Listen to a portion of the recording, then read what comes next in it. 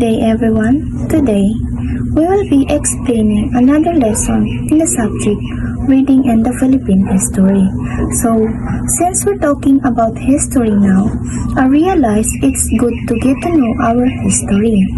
So, today, this is our lesson number 4 in the subject Reading and the Philippine History. So, we will be talking about the evolution of the Philippine taxation, on how they evolved, or have you questioned why are we pay taxes and why are you need to pay taxes. So again, this is very natural for us. If you're working, you're paying taxes natural. So let's change to get to know the history of the Philippine taxation. So the evolution of the Philippine taxation and today is word. Taxation is reality that also disease must contend with the primary source of the government raise revenue from the people they govern to be able to function fully. So again, we are paying taxes because we need to do it and to help our country progress to become a better country.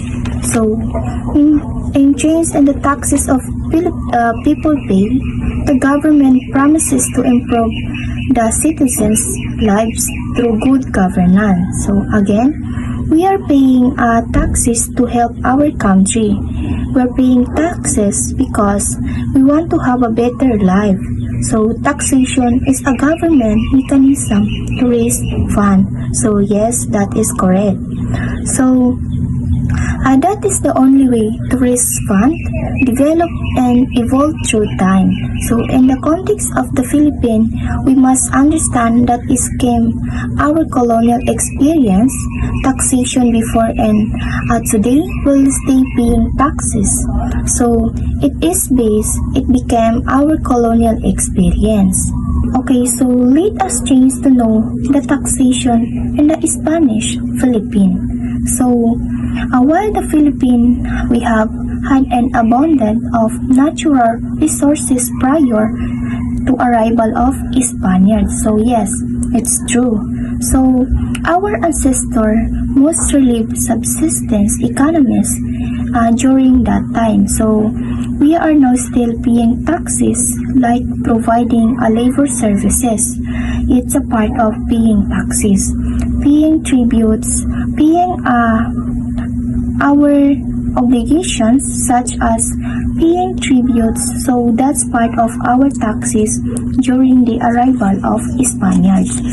So the arrival of the Spaniards altered this subsistence system because they imposed the payment of tributes from the Filipinos.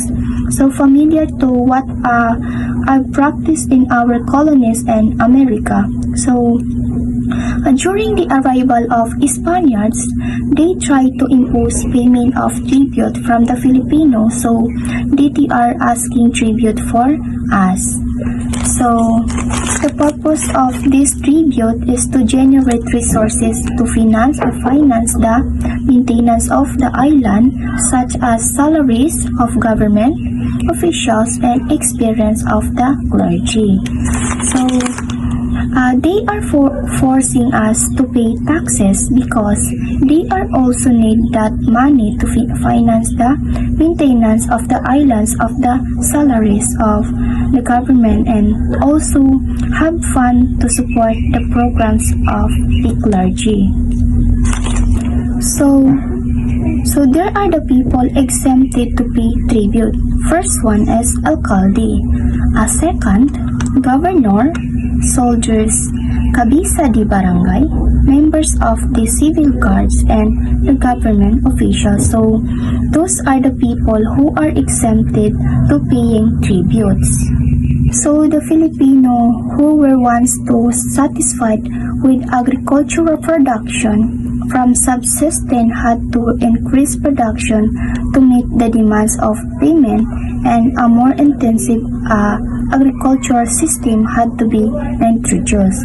So this financed the conquest of the Philippines. So again, because of the demand of the Spaniards to pay taxes tribute. So the Filipino were also pressured to acquire more agricultural production so that they can pay more tribute to the Spaniards people. So towards the end of the 16th century, the Manila-Acapulco trade was established through the galleon.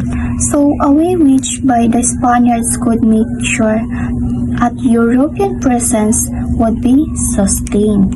So once a year, the galleon would be loaded up with merchandise from Asia and sent to New Spain and back.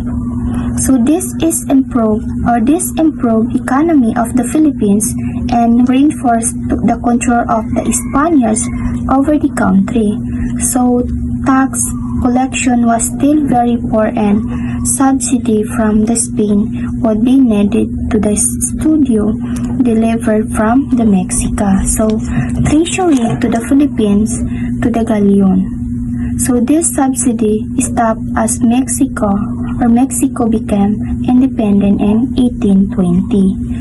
Again, towards the end of 16th century, so the Spaniards are planning to acquire more taxes to have more funds. So they established a galleon so Spaniards could make sure that European presence would be sustained. So once a year, the galleon they headed with some merchandise and from Asia, and this improved because of this galleon.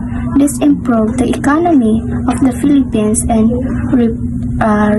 reinforced so the control of the Spaniards over the country, but still despite of this tax collection was still very poor during this time. So in 1884, the payment of tribute was put to stop and was replaced by a poll taxes connected through a certificate of identification called the Cedula Personnel. So as of today, we're still using a cedula, like paying taxes, they asking for cedula. We go to municipality and we pay, that depends on how much we earn, so we need to get our cedula. So that's the certificate of identification. So this is required from every resident. We must encourage traveling. So we pay for ourselves, not for our family. Okay, so payment of the cedula is progressive according to the income category paying. So cedula is heavy burden for the poor and easy for the wealthy. So if you are poor, it's hard for you to pay our cedula. But if you're rich, it's easy to you to pay your cedula because you're earning. But because of this, revenue collection with the increase. So because of the cedula, because of the system of revenue collection increased and became the main source of the government income. So because everybody paying their cedula wants to get their cedula is individual paying. The Chinese and the Philippines will also need to pay their discriminatory cedula, which was bigger than what Filipinos found. In 1879, there were two direct taxes implemented in the urban areas, which is the Urbana and the Industria. So when we say Urbana, it is a tax on annual rental value on our urban real estate. So while Industria is a tax on salaries, dividend, and profit. So these are two direct taxes imposed urban income. For example, in our place, Urbana is a tax or annual rental value of urban real estate. So if you're renting, so you have to pay Urbana. So if you are renting during the Spanish time, so you need to pay the annual rental value of an urban. So in the Industria is a tax at salaries, dividend, and profit if you are working. so they need to pay the industriya. So this is a tax on our salary. So if you are earning higher salary, therefore it is computed to you. So it is expected to bigger because you have bigger salary. So, magandang araw sa inyong lahat. Sa video ito, tatalakayin natin ang tungkol sa taxation under Americans. So, una sa lahat, ako nga pala si Habib Said. So, taxation under Americans. Americans aim to make the economy self-sufficient by running the government with the possible some revenue and create surplus in the budget. From 1898 to 1903, the Americans followed the Spanish system of taxation with some modification. Later on, the urbana would be replaced by tax on real estate, which became known as land tax. The problem with the tax was that land titling in the rural area was very disorderly. The Internal Revenue Law of 1904 was passed as a reaction to the problems of collecting land tax. Noong panahon ng mga Amerikano, pinago at pinahusay ang sistema at pagbubuwis sa Pilipinas. Layunin nilang gawing maayos, pataas at sentralisado ang pagkolekta ng buwis upang matulungan ang pamahalaan sa pagpapaunlad ng bansa. Pagkakatatag ng Bureau of Internal Revenue. Noong 1904, tinatag ng mga Amerikano ang Bureau of Internal Revenue. Pinalitan nito ang dating sistema ng pagbubuwis ng mga Espanyol na madalas ay magulo at may katiwalian. Sa BIR, naging pare-pareho at maayos ang pangolekta ng buwis sa buong bansa. Mga uri ng buwis na ipinapatupad.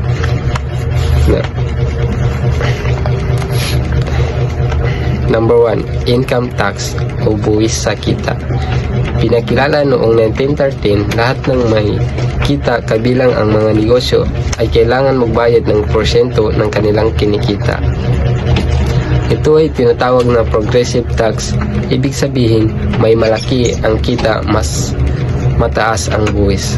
Pangalawa, business at excise taxes. Ipinataw sa mga negosyo at sa mga produktong tulad ng alak, sigarilyo at iba pa. Isa ito sa mga pangunahing pinagkukunan ng pondo ng pamahalaan. Pangatlo, real property tax o buwis sa ari-arian. Lahat ng may lupa o gusali ay kailangan magbayad batay sa halaga ng kanilang ari-arian. Ginagamit ang buwis na ito para sa mga serbisyo ng lokal na pamahalaan. Pang-apat is inheritance at gift taxes. Buwis na ipinapataw sa mga minana ng ari-arian o sa malalaking regalong binibigay sa ibang tao. Mga layunin ng pagbubuwis: makalikom ng pondo para sa pamahalaan, pondohan ang mga proyekto tulad ng paaralan, kalsada, ospital at tulay. Turuan ang mga Pilipino ng tamang paggamit ng pondo at kahalagahan ng pagbabayad ng buwis. Bawasan ang pag-asa sa mga taripa, buwis sa import at export. Katangian ng sistemang Amerikano, progressive. Mas mataas ang buwis kapag mas mataas ang kita. Uniform at centralized, pare-parehong batas sa buong bansa. May transparency at pananagutan. Malinaw ang talaan ng pangolekta. It prescribes 10 major sources of revenue. Number 1 is license taxes on firms dealing in alcoholic beverages at tobacco.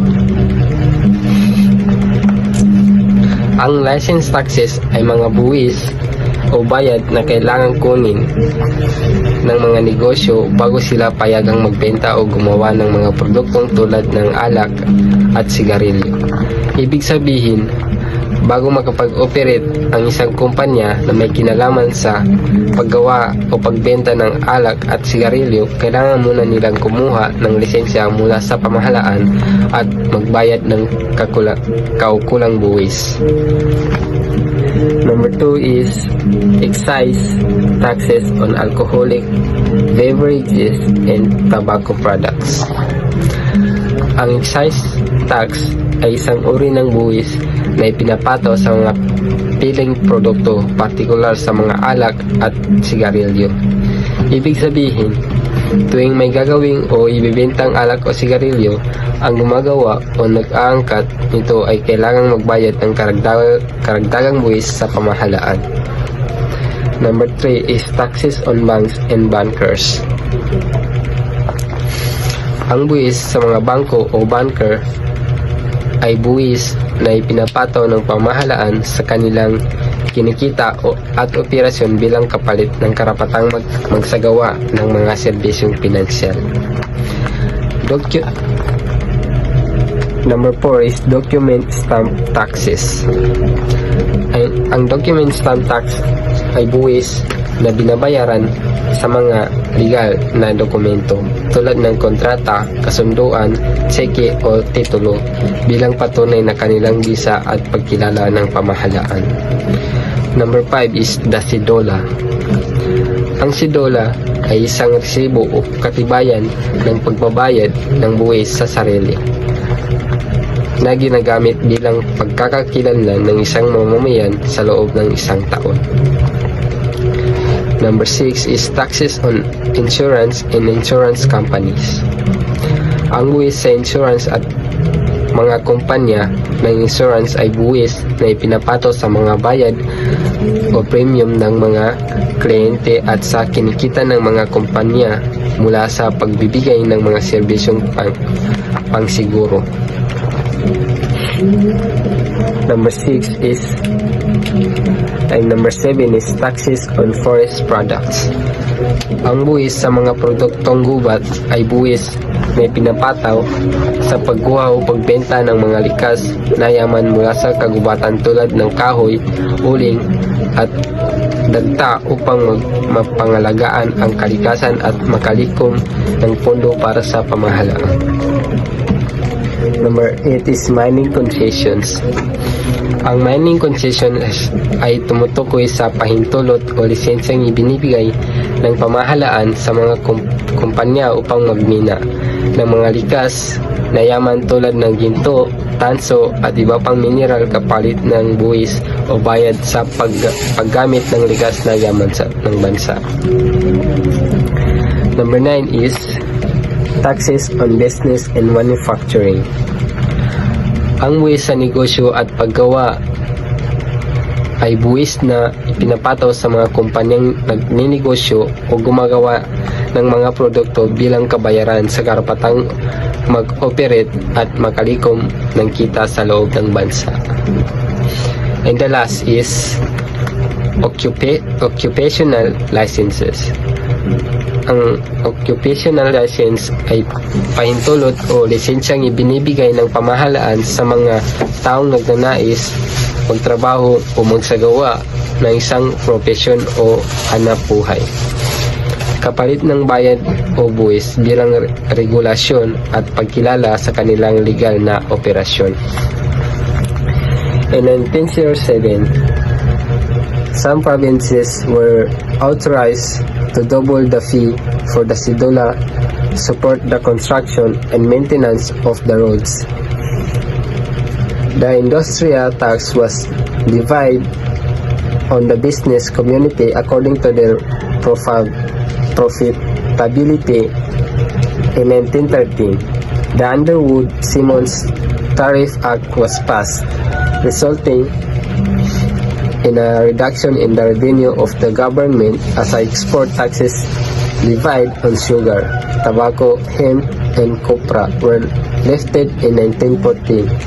An income tax was introduced in 1999.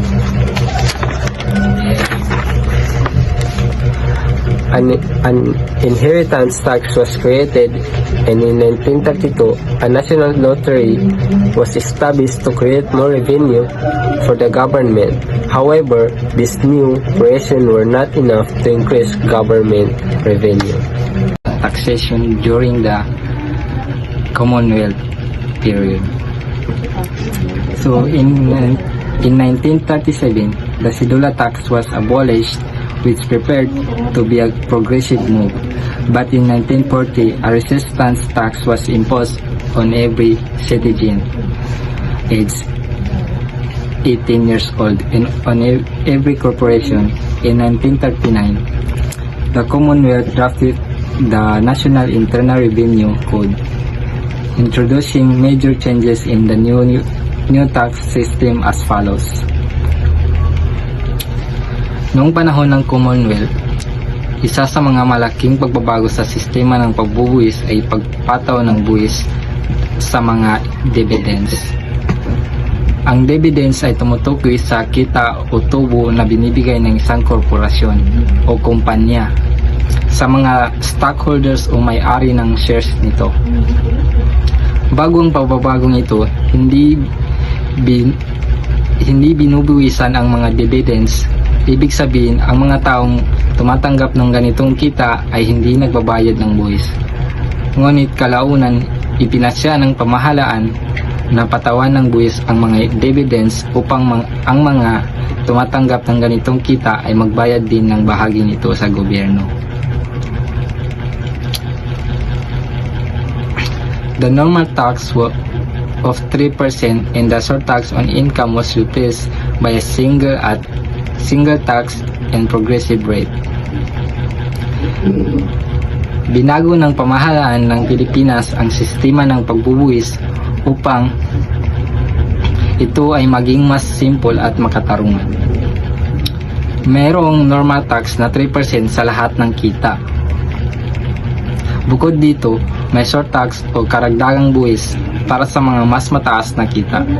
Ibig sabihin, ang mga mayayamang tao ay nagbabayad ng parehong normal tax at dagdag na surtax. Ang ganitong sistema ay medyo magulo at hindi pantay para sa lahat. Pagkatapos ng reforma, pinalitan ng pamahalaan ang normal tax at surtax ng isang buwis lamang na may progresibong rate. Ang progresibong rate ay nangangahulugang mas mataas ang buwis, mas nakakaangat sa buhay ay may malaki at ambag sa kaba ng bayan.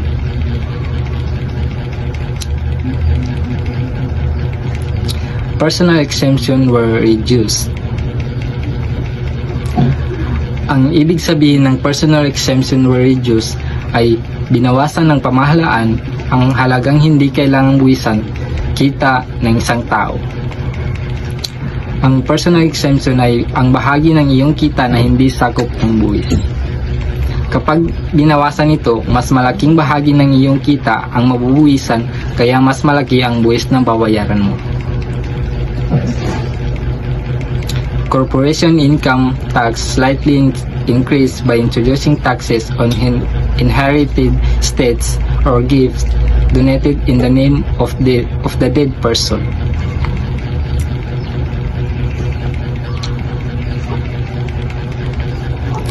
Kung may naiwan na lupay na 100,000 pesos ang isang namatay, dati walang buwis, buong 100,000 ay mapupunta sa anak. Ngayon, may state tax na halimbawa 5%, 5,000, kaya ang matatanggap ng anak ay 95,000 lamang.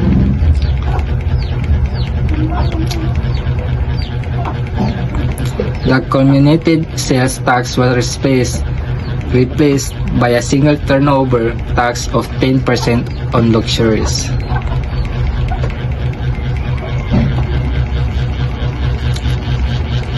Culminated sales tax kung saan maraming uri ng buwis ang pinapato sa bawat yugto ng nagbebenta ng produkto mula sa paggawa, manufacture hanggang sa pagpakyawan at hanggang sa tingian.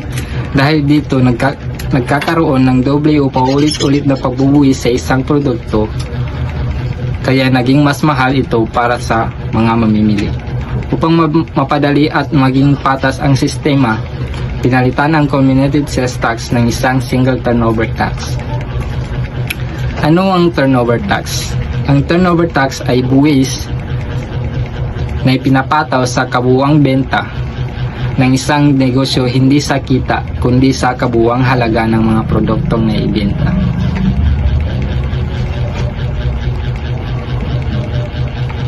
Taxes on liquor, cigarettes, forestry products, and mining were increased.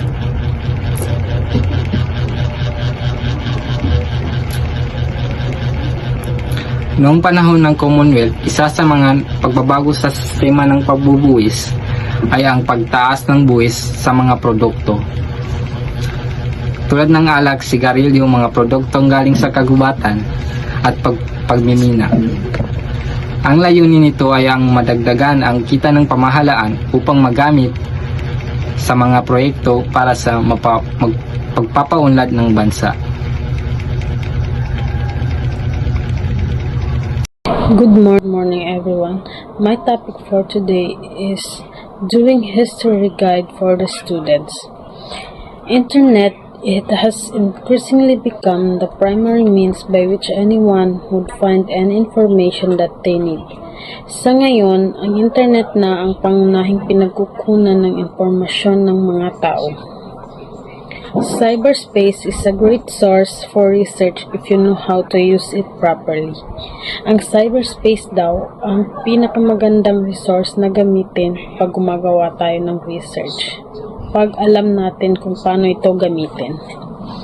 A simple skill that will get you far in doing historical research online is knowing where to look and how to look. Ang pinakasimpleng skill sa paggawa natin ng historical research ay kung alam natin saan maghahanap at kung paano maghanap. Search engine websites such as Yahoo, www.yahoo.com or Google or www.google.com. A search string is a combination of words that you use to come up with relevant results and lead you to what you are looking for. Ang search string ay binubuo ng mga salitang ginagamit mo para makahanap ng mga resulta na may kaugnayan sa iyong hinahanap. Google provides its own customized platform for scholarly research called Google Scholar. Google Books, www.books.google.com. Wikipedia is the biggest open source encyclopedia in the whole cyberspace. Project Gutenberg, www.gutenberg.org, is the oldest digital library in the world, founded in 1971. Internet Archive, www.archive.org, an online library that originally sought to record web history. It contains 279 billion web pages, 11 million books and texts, 4 million audio recordings, 3 million videos, 1 million images, and 100,000 software programs. Ang Internet Archive ay isang online library na original na naglalayong mag-record ng kasaysayan. Naglalaman ito ng 279 bilyong web page, 11 milyong libro at teksto, 4 na milyong audio recording, 3 milyong video, 1 milyong larawan at 100,000 software program. Yun lang po. Thank you. Hello everyone. I am Alpha Nur Jamilil. In this video, I'm going to discuss my task doing historical research in libraries and archives. Nowadays, libraries have forgone the tedious and antiquated card cataloging system and have been using the digital version to catalog their holdings, called the Online Public Access Catalog, sometimes simply the library catalog. In these systems, instead of going through each entry of physical index cards, A simpler search will yield the holdings of library relate to what you are searching for. Ito ay nagpapaliwanag tungkol sa pagbabago sa paraan ng pananaliksik ng kasaysayan sa mga aklatan. Dati gumagamit ng mga card na nakalista sa mga kahon para hanapin ang mga libro. Ito ay matagal at nakakapagod. Ngayon, halos lahat ng aklatan ay gumagamit na ng computer. Mayroon silang online public access catalog o library catalog. Sa halip na isa-isahin ang mga card, maaari ka na lamang mag-type ng iyong hinahanap sa computer. Lalabas agad kung aling mga libro at materialis sa aklatan ang may kinalaman sa iyong paksa. Kaya mas madali ngayon ang magsaliksik ng kasaysayan dahil sa mga computer o online public access catalog. Mas mabilis mong mahanap ang mga kailangan mong impormasyon. And that's all. Thank you. Good day everyone. My name is Mumina Abdul. My topic today is the National Archives of the Philippines in Manila, an agency of the government tasked to collect, store, preserve, and make available record of the government and other primary resources related to the history and development of the Philippines. The second topic is University of the Philippines or UP in Diliman, Quezon City. The university has holding useful for research, especially in the main library, Gonzales Hall. The collection are rich and Filipina resources, which are material about the Philippines and its people. The third topic is other university libraries accessible to the public. Ateneo de Manila University, Quezon City, holds the American Historical Collection. University of Santo Tomas, España, Manila, has collection dating back to the 16th century, making it one of the oldest and most valuable archives in the country. The Family History Center at the Crowns of the Jesus Christ of the Latter Day Saint is a generous resource for the research on the genealogy. The Family Research website in the mobile apps, the private access to the best collection of genealogical records including since records, birth, and the death records in the other historical documents. Number 2. The Chain BC in the Memorial Library in the Case and Hello King Heritage Center offers research on the Chinese of the Filipino, Chinese in the Philippines, in the South Asia. The library dedicated to the preserving and the promoting the history and the culture of the Chinese, Filipino and the Chinese in the Philippines in the South Asia.